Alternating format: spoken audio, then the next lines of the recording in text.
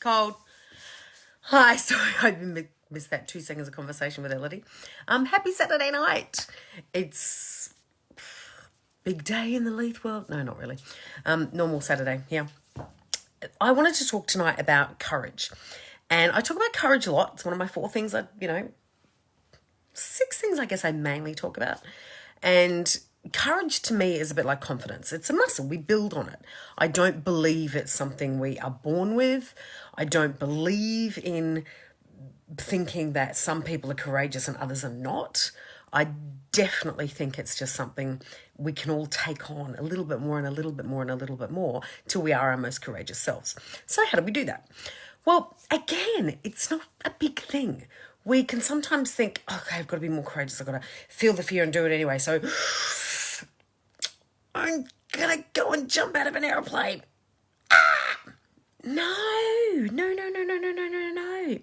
The smallest of courageous steps will help you build your courage. The smallest moments of facing fears will help you face bigger and bigger and bigger fears every single day. Just like that confidence thing I talk about, where you do one little thing to boost your confidence, and then it's another thing, and it's another thing. And before you know it, you're not the person you were looking at 6 months earlier. And courage to me is exactly the same way. So what are some things that we can face that might need a little bit of courage that we don't necessarily want to do, but will help us build that muscle? Pick up the phone. Pick up the phone and call someone that you think, oh, maybe I should have called. I'm feeling a bit guilty because I haven't called them for a while. Will they still want to be my friend? That's a really good one to start, because you know what? If they're a real friend, the fact that you haven't called them for a while won't matter. But the fact that you got yourself into the position where you could call them, brilliant. Another one that's not so hard, but you might go like, oh, I don't know if I want to do that, is, bear with me here, eat something you really don't want to eat. So by that I mean, you might want to try an oyster. You might want to try liver.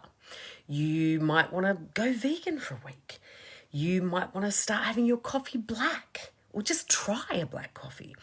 You may think, oh, there's that dish my partner's been wanting me to try because they really like it. But I'm like, ooh, okay, I got to give it a go.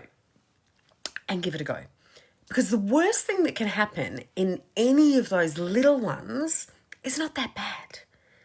So quite often we're too scared to be courageous because we think what the worst possible outcome is just horrific. And 99.9% of the time, worst thing that's going to happen by eating an oyster that you really don't want to eat is, maybe the oyster wasn't that fresh and you get a bit of a tummy upset, but it's not going to kill you. Jumping out of a plane, 99.99999% of the time, planes are really, parachutes all work perfectly and nothing's going to go wrong. It's the fear that you've created in your mind that is the issue. Picking up the phone. If they're not a real friend and they go, oh, fine, don't want to be your friend anymore, it's taking you 6 months to call me. No, that's it, we're over. Well, you know what? There's the door. Bye, Felicia. We make them out to be so much bigger than they are. Fears are created in here, like they're really created internally. And whenever we have those fears, it blocks our courage. And we then go, no, can't do it. And the more, like building the muscle of courage or confidence, the more we don't step into it and face it, the weaker that muscle gets. So I was reading a book and listening to a podcast. I've done a whole lot of stuff on this woman. Oh my God, I've just forgotten her name. Oh, oops.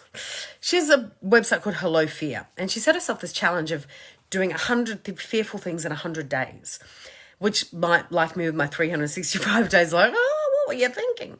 Took her a little bit longer than the 100 days because she had to do she did some things that were a bit longer. She did things like tarantulas, moved cities, went away for a weekend by herself, which, to some of us, to me, it's like heaven. To her, that was really, really scary. I'm not saying go do that. All I want you to encourage you to do is to look at what you're being afraid of on the simple ones. Because I promise you, if you can nut out 10 of those little itty bitty fears in the next few days, you will do something incredibly courageous before the end of the month. You will, because you'll be like, I got that. Why that accent? I don't know. Sorry about that. I do random things sometimes. Sorry. You will. The more little bitty itty courageous things you do, the big ones will just flow and they'll get easier. So I just want to encourage you over the next 24 hours, 48 hours, take a week, take a month if you want, to write out a list of some of the things, the little things that you're like, no, don't want to do that. No, I'm not putting pepper on my sandwich.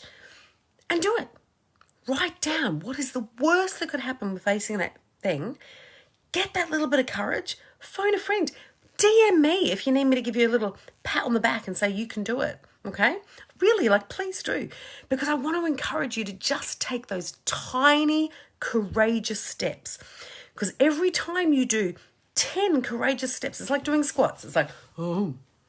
You do 10 tiny, courageous things, and you're going to build muscle. Your butt's going to get better. So 10 tiny, courageous things will lead you to one bigger, courageous thing. And it's when we get to those bigger, courageous things that, whoof, the magic happens. Have a great Saturday night. Don't forget, www.samanthaleith.com/365 days. That's the number 365.